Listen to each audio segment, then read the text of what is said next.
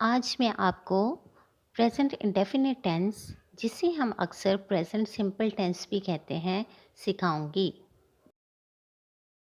जब हम कोई जुमला बोलते हैं तो जिस जुमले के आखिर में ता है, ती है, ते हैं, ताहू वगैरह आए तो आप समझ जाएं कि ये प्रेजेंट इंडेफिनिट टेंस का ही जुमला है। आइए पहले मैं कुछ मिसालों के ज़रिए इसकी पहचान बताती हूँ।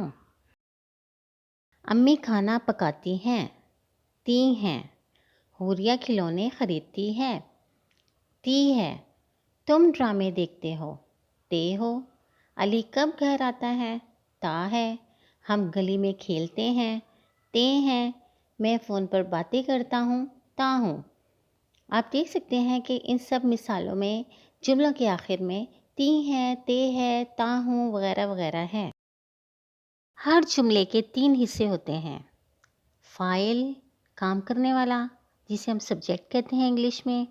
फ़ेल, काम, जिसे हम वर्ब कहते हैं। और मफ़ूल, किया गया काम, जिसे हम ऑब्जेक्ट कहते हैं।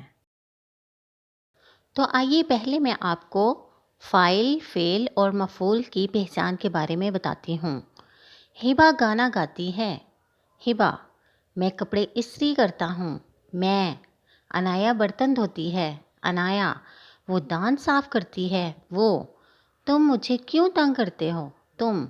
शुजा बालों में कंघी करता है, शुजा। तो आप देख सकते हैं कि हिबा, मैं, अनाया, वो, तुम, शुजा, ये सारे फ़ाइल हैं क्योंकि ये काम कर रहे हैं। हिबा गाना गाती है, इसमें गाना गाना। मैं कपड़े इस्त्री करता हूँ, इसमें इस्त्री करना। अनाया बर्तन धोती है, इसमें धोना। वो दांत साफ करती है, उसमें साफ करना। तुम मुझे क्यों तंग करते हो, इसमें तंग करना। और शुजा बालों में कंघी करता है, इसमें कंघी करना। ये सारे फेल हैं, यानी काम। हिबा गाना गाती है, क्या गाती है, गाना। मैं कपड़े इस्त्री करता हूँ, क्या करता हूँ, कपड़े। अनाया बर्तन धोती है, क्या धोती है, बर्तन। वो दांत साफ करती है, क्या साफ करती है, दांत। तुम मुझे क्यों तंग करते हो, तुम किसे तंग करता है, मुझे।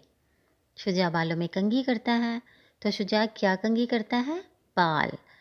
गाना, कपड़े, बर्तन, दांत, मुझे, बाल, ये सब मफ़ूल हैं, यानी इन पर काम किया गया है। जब हमने इंग्लिश में सेंटेंसेस बनाने हों तो हमें सबसे पहले उनमें सब्जेक्ट, वर्ब और ऑब्जेक्ट को देखना होगा। फिर एक सीक्वेंस के साथ हमें लिखना होगा। जैसे सब्जेक्ट पहले लिखेंगे, वर्ब उसके बाद, और वर्ब की फ़र्स्ट फॉर्म होगी और उसके बाद ऑब्जेक्ट। वो अखबार पढ़ते हैं, they read newspaper. They subject, read verb first form, newspaper object. इसी तरह लड़के क्रिकेट खेलते हैं, the boys subject, play verb first form, cricket object. Zia अंगूर खाता है, ज़िया ईट्स ग्रेप्स। हम चाय पीते हैं, वी ड्रिंक टी। अबू ऑफिस जाते हैं, the father goes to office. परिंदे सुबह के वक्त चहचहाते हैं, the birds chirp in the morning. आप देख सकते हैं कि इन सब में सब्जेक्ट पहले आया है और फिर वर्ब की फर्स्ट फॉर्म और फिर ऑब्जेक्ट। एक अहम बात और भी है, आपने देखा होगा कि कुछ सेंटेंसेस में मैंने वर्ब के साथ एस लगाया है। ये भी एक रूल है इंडेफिनिट टेंस का। जैसे अगर आपका सब्जेक्ट ही, शी, इट या कोई सिंगुलर नाउन है तो फिर आपको वर्ब के साथ एस या ई एस लगाना होगा। जैसे ईट, ईट्स।